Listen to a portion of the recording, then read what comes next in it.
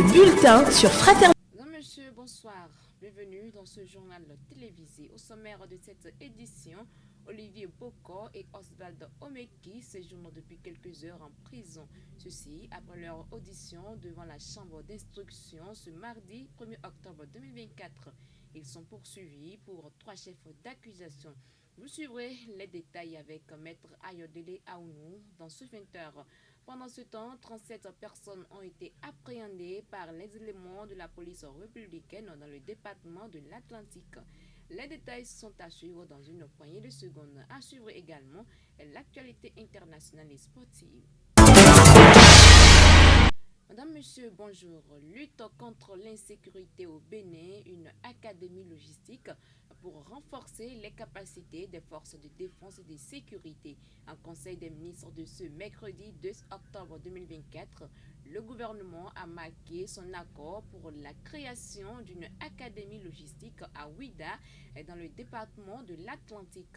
Les statuts de la dite académie ont été approuvés au cours de la même session. Wilfried Leandro Mbweji pour les précisions. Pour faire efficacement face aux défis sécuritaires en Afrique, et plus particulièrement dans notre sous-région, une plus grande professionnalisation des armées est requise, notamment à travers le renforcement de capacités des personnels en matière de logistique. À cet effet, notre pays a engagé des discussions avec des partenaires européens en vue de la mise en place d'un centre de formation répondant aux normes et standards internationaux. D'où la création de la présente académie basée à Ouida et dont les statuts ont été, par la même occasion, adoptés. Elle sera ouverte au personnel des forces de défense et de sécurité, ainsi qu'au personnel civil spécialisé dans une des fonctions de la logistique. Au nombre des mesures normatives, il a été également adopté le décret portant convocation du corps électoral le dimanche 5 janvier 2025 pour l'élection des membres de l'Assemblée consulaire de la Chambre de commerce et d'industrie du Bénin, CCI Bénin, au titre de la mandature 2025-2030. S'agissant des rencontres et manifestations internationales, il a été autorisé sous cette rubrique.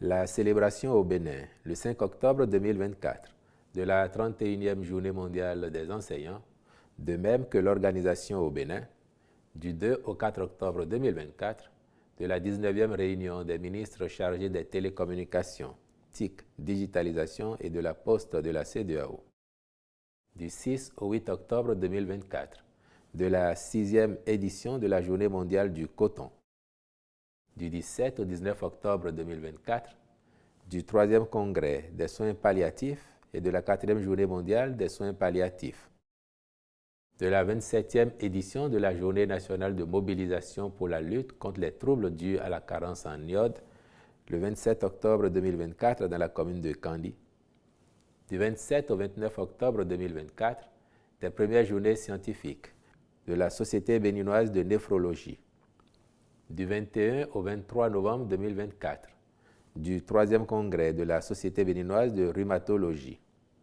du 5 au 7 décembre 2024, du 4e congrès international de la Société béninoise de cardiologie, conjointement avec le 3e congrès international de l'Association des sociétés de cardiologie de l'Afrique de l'Ouest et du Centre.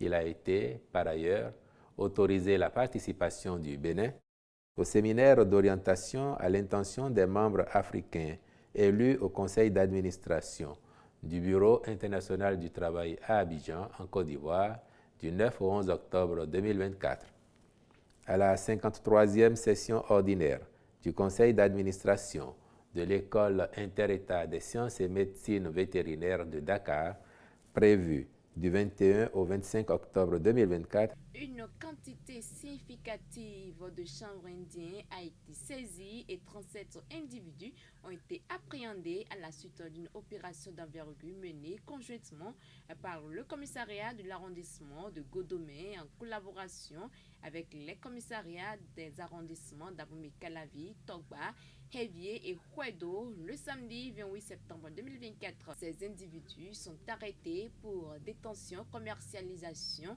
et consommation de chanvre indien, une substance illicite au Bénin. Direction à présent la Cour de répression des infractions économiques et du terrorisme CRIET. Après une longue matinée d'attente pour être entendue ce mardi 1er octobre 2024 par la juge du parquet spécial de la Cour de répression des infractions économiques et du terrorisme CRIET, ce n'est que dans l'après-midi que les 5 prévenus, dont Olivier Bokor et Oswald Omeki, ont comparu et ont été auditionnés devant la chambre d'instruction qui a pour rôle de poser l'inculpation. Il a été essentiellement question pour la dizaine d'avocats constitués par les deux principaux mis en cause de discuter de la détention au nom de leurs clients. Plus de précisions dans cet élément signé Aurel Winsou. Olivier Bokor et Oswald Omeki passent leur première nuit en prison. Ils sont placés sous mandat de dépôt après une longue journée passée à la CRIET ce mardi 1er octobre. Les mis en cause ont été écoutés par le procureur spécial de la CRIET, Mario Metonou, avant de passer devant le juge d'instruction, puis devant les juges des libertés de la détention. Ils sont poursuivis pour complot contre la sûreté de l'État, corruption d'argent public et blanchiment de capitaux. Au total, ils sont 5 à être impliqués dans ce dossier de tentative de coup d'État. Maître Ayodele Aounou, représentant du collectif des avocats de Olivier Bokor et Oswald Omeki, parle dans cet extrait des charges retenues contre les mis en cause. Vous devez d'abord retenir que les personnes poursuivies, dont M. Olivier Bokor et M. Oswald Omeki, ainsi que M. Gbagidi, ont fait l'objet de mandats de dépôt, ce qui signifie qu'ils sont envoyés dans une maison d'arrêt en attendant la décision. D'abord, le nombre de personnes, il y a eu 5 personnes qui sont poursuivies. Et il faut retenir que de façon schématique, 3 ont fait l'objet de mandats de dépôt et les 2 autres sont poursuivis sous contrôle judiciaire. Techniquement, ça signifie qu'ils bénéficient d'une poursuite sans mandat, mais avec une liberté relativement restreinte. Et donc, ils vont retourner chez eux après avoir accompli certaines formalités. La procédure a été respectée. Vous savez, les faits sont criminels. Et quand les faits sont criminels, la loi exige que l'instruction préparatoire est obligatoire. Je peux vous citer les infractions que le parquet spécial a retenues. Je crois qu'elles sont au nombre de 4. Il y a atteinte à la sûreté de l'État, il y a complot, il y a blanchiment de capitaux et enfin corruption d'argent public. Maître Ayodele Aounou rassure que la procédure judiciaire a été respectée et cette audition n'est qu'une étape de la procédure. Il précise par ailleurs qu'aucun fait matériel n'a été retenu contre Olivier Bokor et ceci a été même reconnu par le colonel Théo Idré. Maître Carlos Agosso, avocat de l'ancien ministre des Sports Oswald Omeki, a indiqué clairement que son client n'a pas reconnu les faits qui sont mis à sa charge. Merci Aurel Winsou. On retrouve cette fois-ci Pierrette Adjelé pour l'actualité internationale.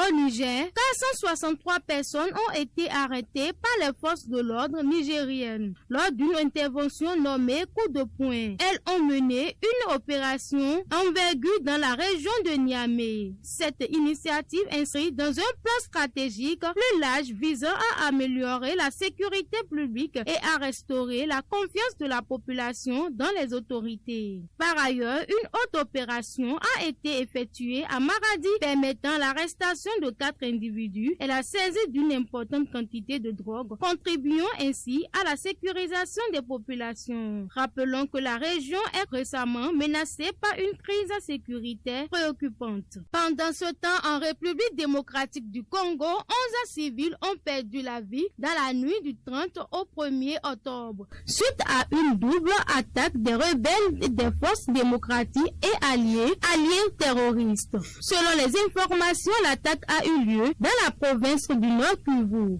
Les enseignants ont brûlé plusieurs maisons et agressé les habitants au cours de cette nuit. Pendant l'inhumation des victimes mardi 2 octobre, les forces démocratiques et alliées ont attaqué à nouveau les villageois ainsi que les agents de la Croix-Rouge. Et pour Oman Boama, responsable de la campagne présidentielle du parti, estime que le problème dépasse le simple fichier électoral.